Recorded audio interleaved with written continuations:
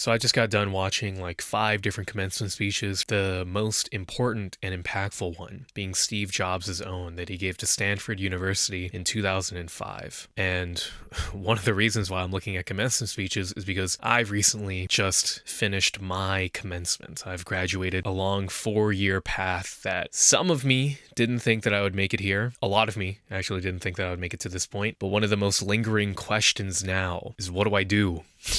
What do I do? There's so much opportunity and there's just so much infinite possibility. There's so much that it's infinite. The possibilities that I can do with my life. I can either get a 9-to-5 job at like an office, work in a cubicle, make some money, and then just chill for 20 years and be fine. I can also drop everything, become homeless, and just wander the streets. I can become a famous YouTuber with 500 million subscribers and make bank. I could do any of this, and I can do so much more. I might even be able to actually just follow my dreams, become an artiste, create music videos, and create videos like this for the rest of my life. I can do any of this, all right? Literally all of this is open to me.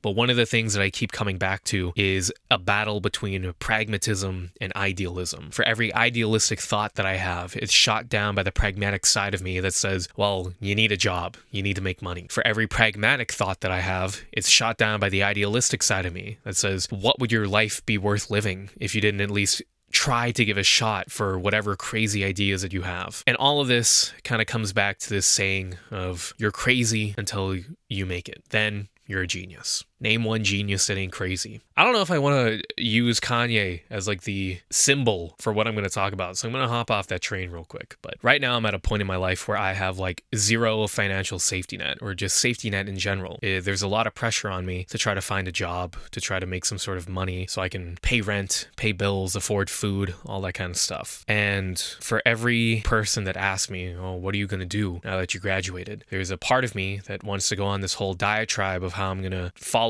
these creative ambitions. I'm going to realize all these crazy thoughts and ideas that I have in my head, and I'm just going to fully submerge myself in thinking and looking inwards and creating art and meaning out of all the sorts of things that are going on inside of me.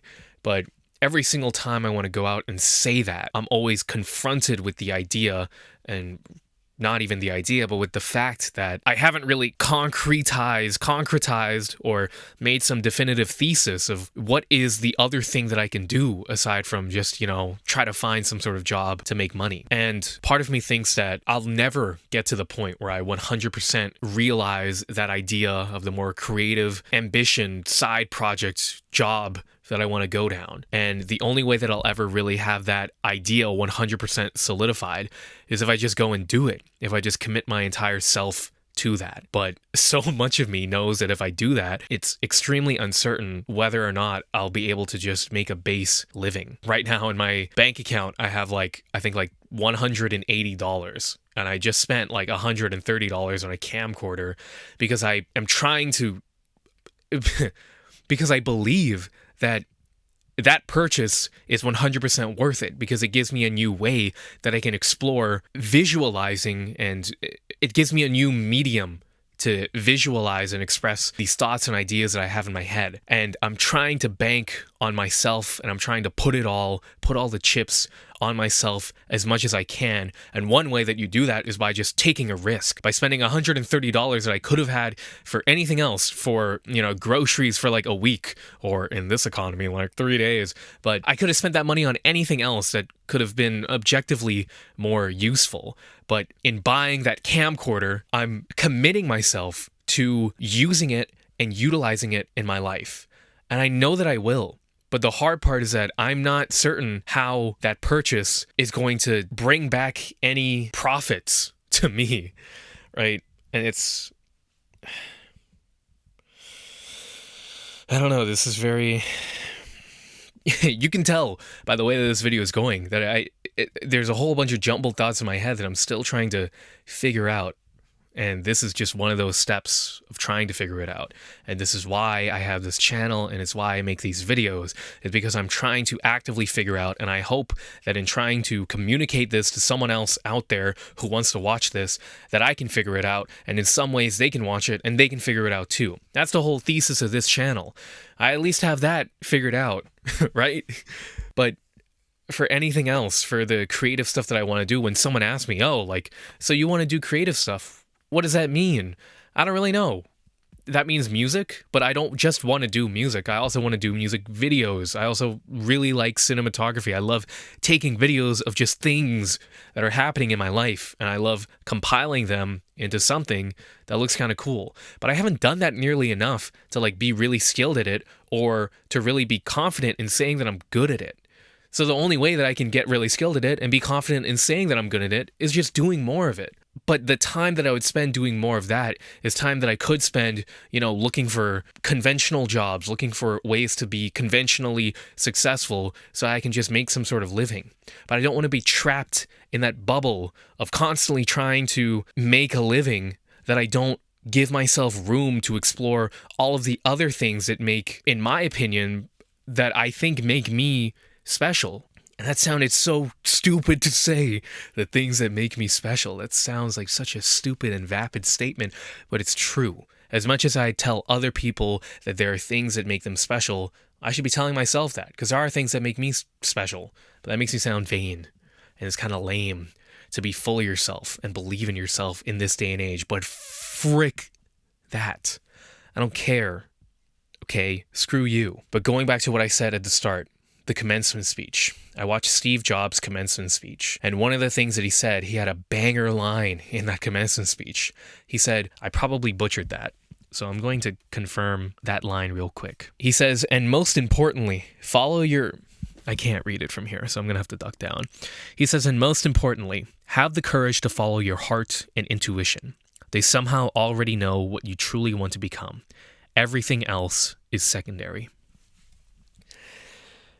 And my heart and intuition is telling me to be unemployed. No, fuck that. I'm kidding.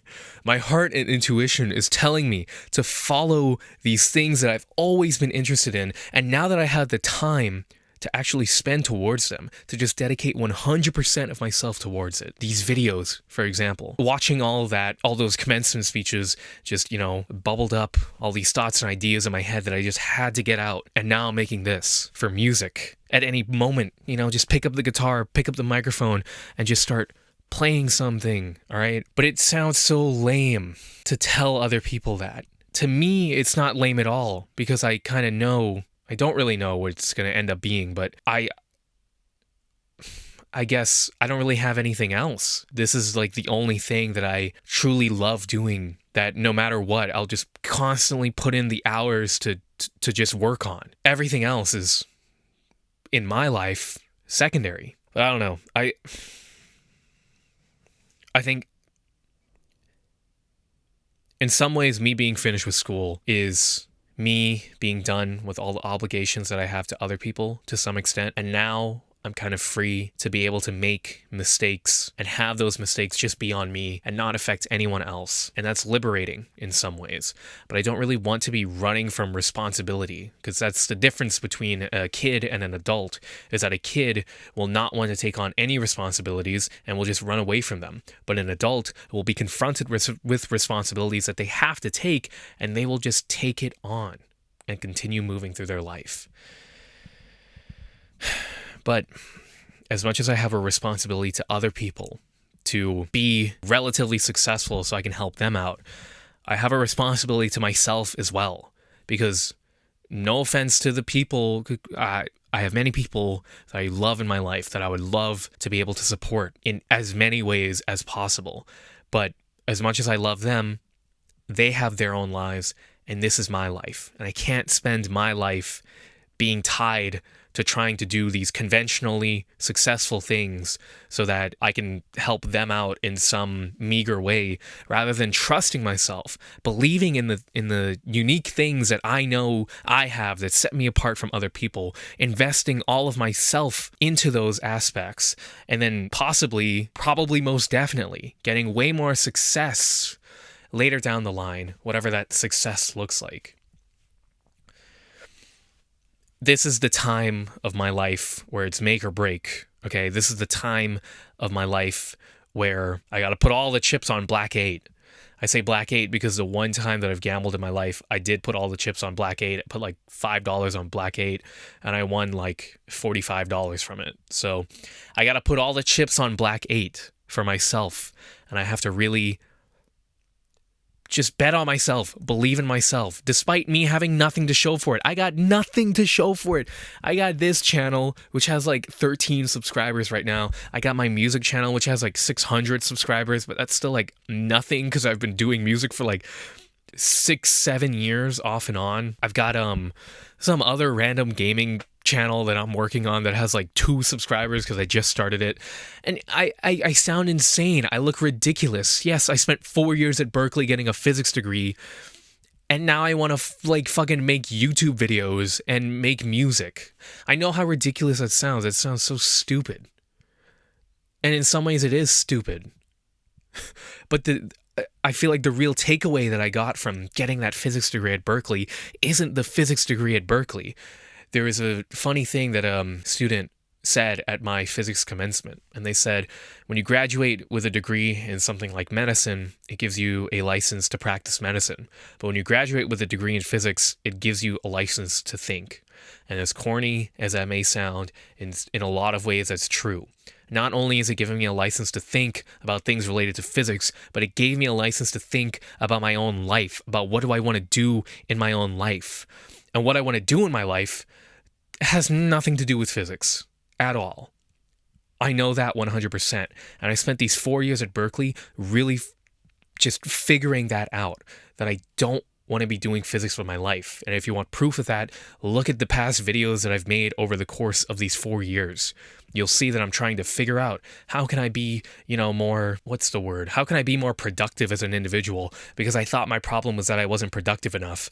In some ways, I wasn't productive enough, but then I maximized my productivity and I got the best habits in the world, woke up at 5 a.m. every morning, I went to the gym at 6:30 a.m., worked out every single day, had a diet that was super clean, did all my homework whenever I could, and none of it led me closer to loving physics. In fact, it pushed me away from physics. I fucking hated it more and more as I went through the classes, as I did all these problem sets, as I did all these midterms and exams. I hated it more and more. But the thing that I grew to love more and more throughout my 4 years is I loved things like this.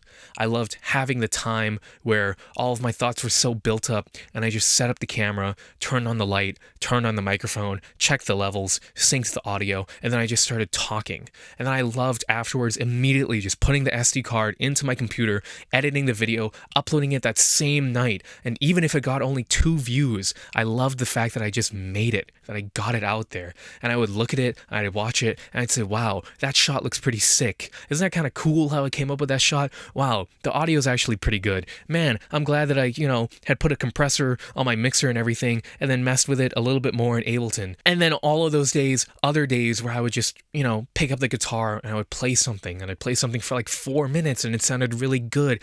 And then throughout the whole day, I'd be thinking about that song. That song would constantly be on my mind. I'd be walking around and I'd be thinking of lyrics and I'd write down the lyrics on my way to a class. And when I came back from the class, I would write down the lyrics even more, refine it even more, and then just get it out there. And I would make one of my favorite songs I love so much, and then I would get a clear idea of like, oh, this is how the album that I'm going to work on is going to go. This is going to be the first song on the track list, and I loved every second of that.